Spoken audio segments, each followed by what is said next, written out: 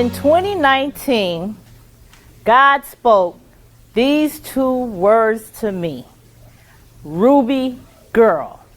Ruby girl comes from Proverbs 31:10.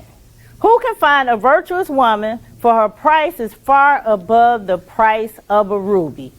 God used Ruby girl to reset my mindset. Can you repeat it after me? Reset my mindset.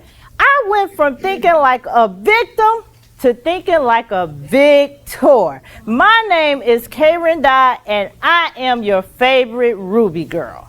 Webster Dictionary defines a victor as a person who defeats their enemy. The enemy that I had to defeat was low self-esteem.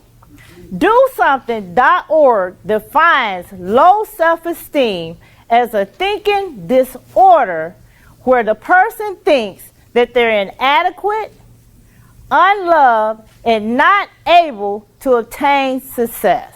Can you imagine thinking this way? This was the way I thought, and I struggled to change the way I thought.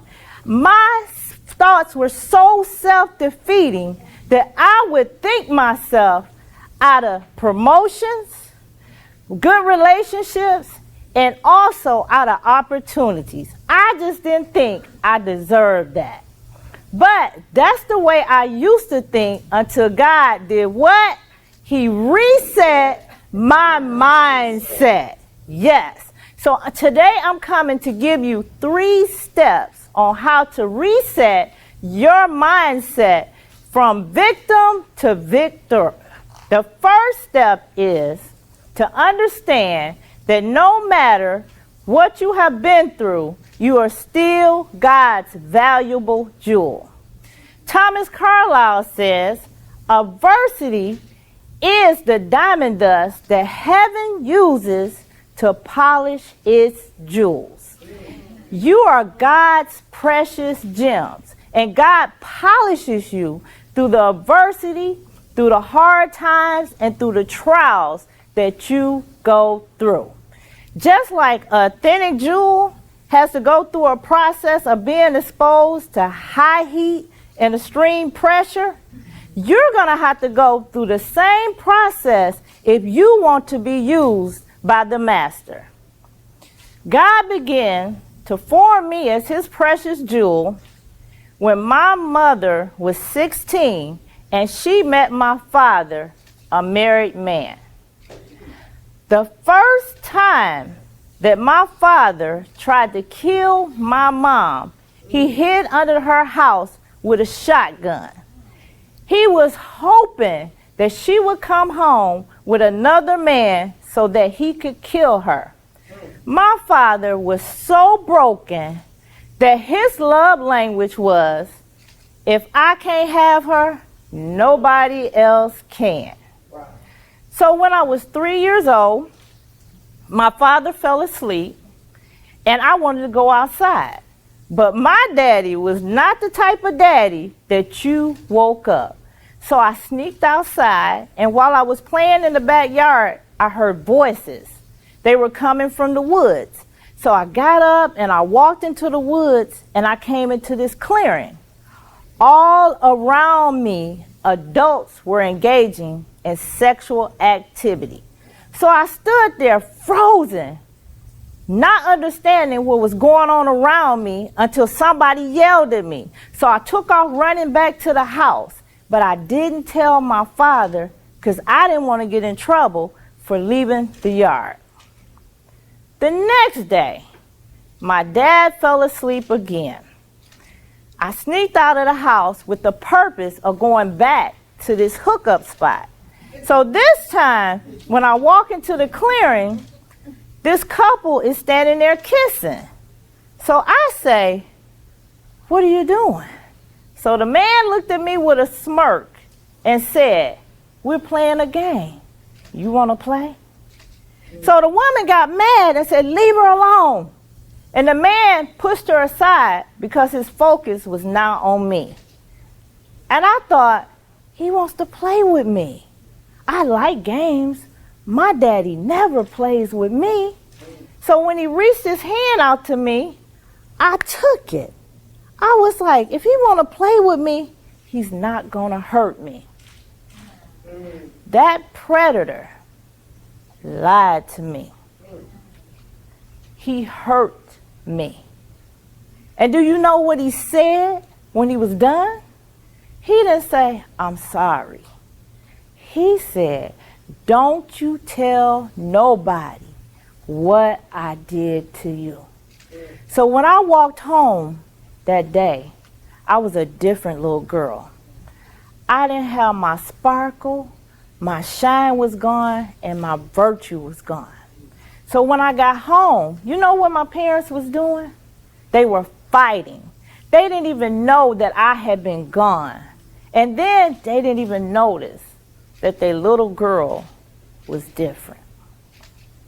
A year later, when I was 4 years old, my father tried to kill my mom again. This time, he stabbed her so many times that the white dress that she had on turned blood red. So my mom decided she needed to get away from my father. So she went to Milwaukee. My father followed her there, somehow convinced her that it was safe for her to go to Chicago with him. My mom left. A few weeks later, they found my mom in a closet, dead.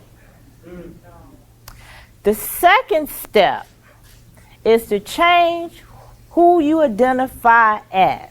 For most of my life, I have identified as a victim, someone who has been harmed by the trauma in their past. Yes, I was a sexual abuse victim. Now I am God's Ruby Girl. See, Ruby Girl is more than a brand. It is God resetting your mind from victim to victor, from hopeless to hope, from unloved to love. The enemy of your soul will always try to get you to take on the identity of the enemy. But I refuse to take on that violent legacy that my parents left. I decided that I was going to be a victor and I was going to overcome all that shame, all that hurt, and all that embarrassment that I went through. The third step is the hardest step, is to forgive. Forgive means to release the person from the responsibility of the hurt that they have caused you. I found my father when I was 30 years old because I needed to have a conversation with him. I said, Dad, only you and God know what happened the night my mom died. I said, but I have to forgive you because God used your DNA to create me. And so I forgave him.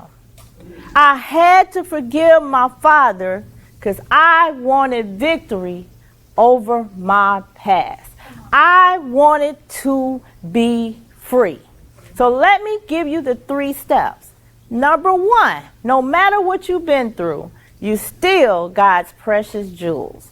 Number 2, change who you identify as.